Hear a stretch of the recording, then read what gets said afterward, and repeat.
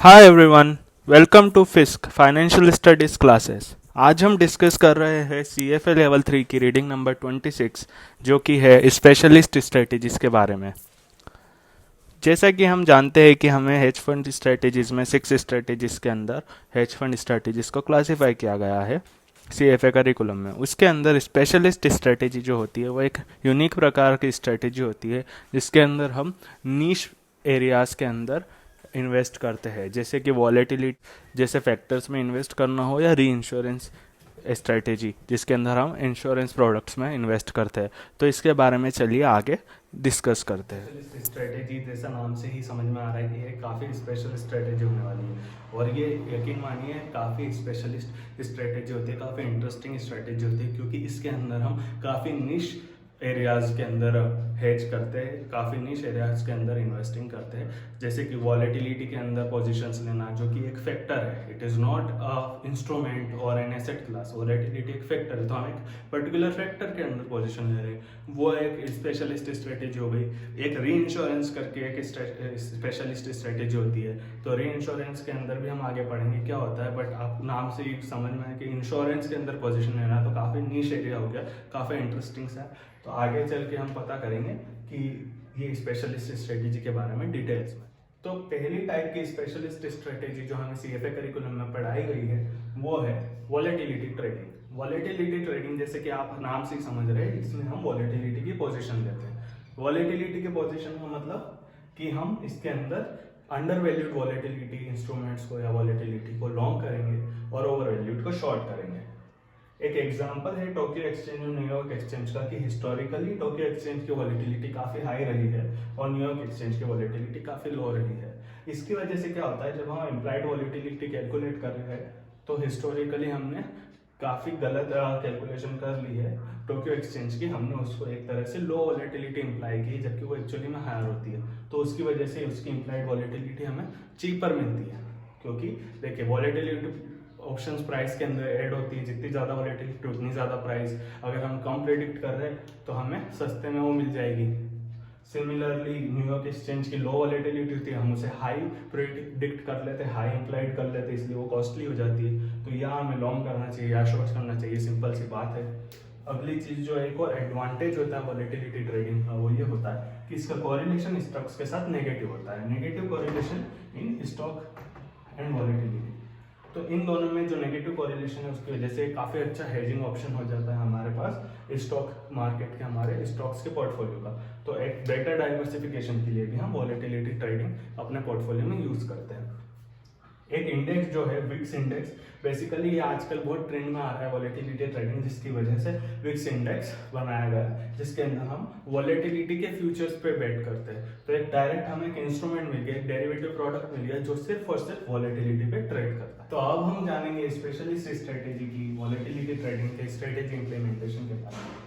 हमने करिकुलम में 4 तरह की स्ट्रेटेजी बताई गई है जिनके हिसाब से हम इसको इम्प्लीमेंट कर सकते हैं। पहला एक्सचेंज ट्रेडेड ऑप्शंस के अंदर पोजीशन लेना, इसके अंदर आप exchange traded already available options में पोजीशन लेते हैं। दूसरी होती है OTC ऑप्शंस। OTC ऑप्शन में आप क्या करते हैं, ओवर द काउंटर जो ऑप्शंस है उसको अंदर पोजीशन लेते हैं।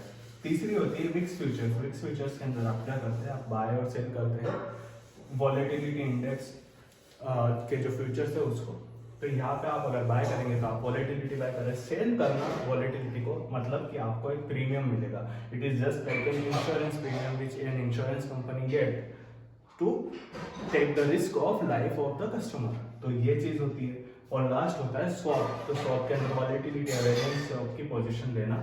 ये 4 तरह से तरीके हैं जिसके अंदर हम स्पेशलिस्ट स्ट्रेटेजी की इम्प्लीमेंटेशन, वॉलेटिलिटी ट्रेडिंग का इम्प्लीमेंटेशन करते हैं। जब हम बात करते हैं इन्वेस्टमेंट कैरेक्टरिस्टिक को की वॉलेटिलिटी ट्रेडिंग में, तो हम इन नाम से ही समझ सकते हैं, इन पाथ से ही समझ सकते हैं कि अगर हम एक्सचेंज ट्रेडेड प्रोडक्ट्स या एक्सचेंज ट्रेडेड ऑप्शंस या एक्सचेंज ट्रेडेड फ्यूचर्स अगर हम यूज़ करते हैं तो उसके अंदर हमें काफ़ी हाई लिक्विडिटी मिलती है। वेयरएज हम अगर OTC और स्वैप पे जाते हैं तो हमें थोड़ी लो लिक्विडिटी मिलती है। दूसरा एक इशू होता है कि यहाँ हमें काउंटर पार्टी ढूंढने में काफ़ी दिक्कत आती है और काउंटर पार्टी मिल भी जाती है तो काउंटर पार्टी रिस्क हमेशा रहती है। ऑप्शंस और फ्यूचर्स कुछ भी अगर हम यूज़ करें, अगर हम इसके अंदर इंडेक्स की पोजीशन लेते हैं अगर हम लॉन्ग पोजीशन लेते हैं तो हमें प्रीमियम पे करना होता है, तो वो एक डाउन साइड है इसके अंदर। बेसिक आइडिया इस स्ट्रेटेजी का यही है कि हमें हमारे पोर्टफोलियो में डाइवर्सिफिकेशन मिले।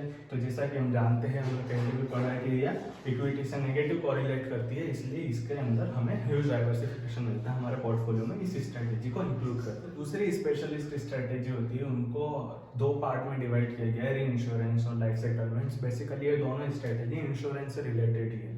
तो हम पहले लाइफ सेटलमेंट के बारे में अगर पढ़े तो लाइफ सेटलमेंट देखिए आपको सुनने में अजीब लगेगा, बट यहाँ पर हम किसी की मौत पर दाव लगाते हैं। इसका मतलब ये हुआ कि लाइफ सेटलमेंट्स में क्या होता है, आपने अगर एक लाइफ इंश्योरेंस ली है तो एक पर्टिकुलर पर्सन की लाइफ इंश्योरेंस जब वो कंप्लीट हो जाती है, वो सारे प्रीमियम पे कर देता है, तो उसके बाद वो एक्सपेक्ट करता है कि मैं जब मरूंगा तो मुझे ज़्यादा पैसा मिलेगा।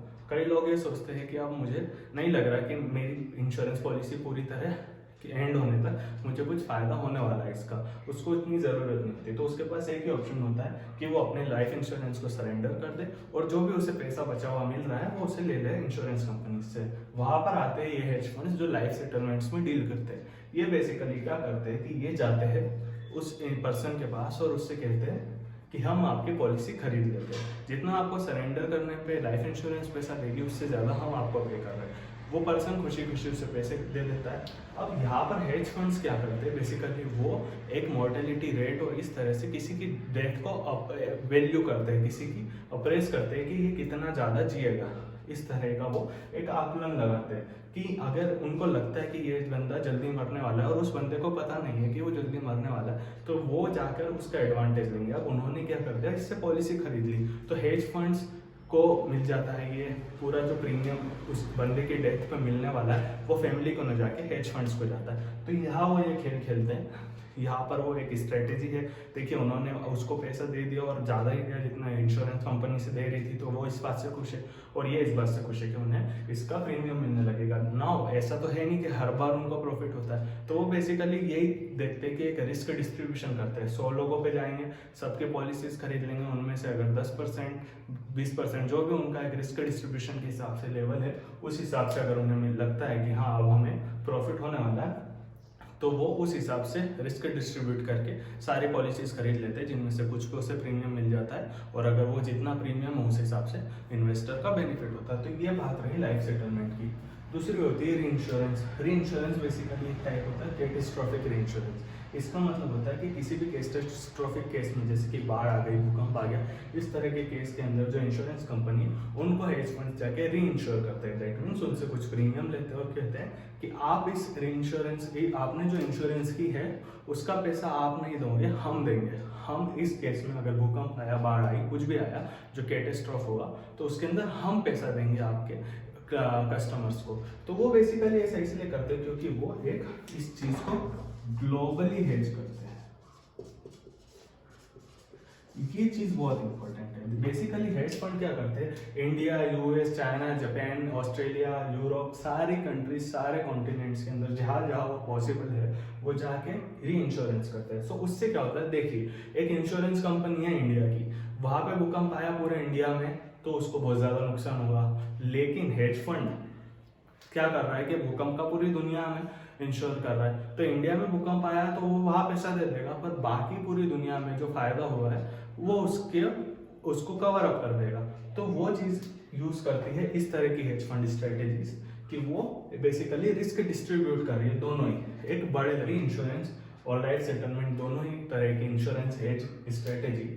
इनके अंदर हमारा बेसिक मोटिव होता है कि हम ज़्यादा से ज़्यादा डाइवर्सिफिकेशन कर ले, क्योंकि इनका लाइफ इंश्योरेंस का एक स्टॉक मार्केट से और बिजनेस साइकिल से जनरली कोई बहुत ज़्यादा रिलेशन नहीं होता है। बिजनेस साइकिल जो कैटेस्ट्रॉफ पे डिपेंड करती है उसके अंदर और फायदा ही होगा, कैटेस्ट्रॉफ के अंदर मतलब हम कह सकते हैं कुछ रिलेशन है, बट ऐसा ज़्यादा रिलेशन होता नहीं है, और वो भी जब आप ग्लोबली हेज कर रहे हो किसी चीज़ को।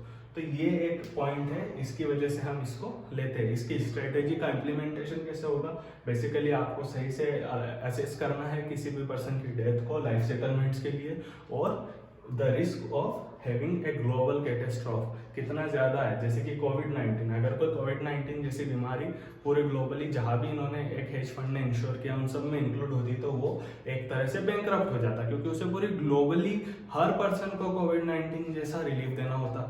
तो ये चीज़ें हमें अंडरस्टैंड करना है। तो इसीलिए मैं कह रहा था काफ़ी इंटरेस्टिंग स्ट्रेटेजीज होती है के बारे में आप काफ़ी डिटेल में पढ़ के इसके भी एक्सपर्ट्स बन सकते हैं।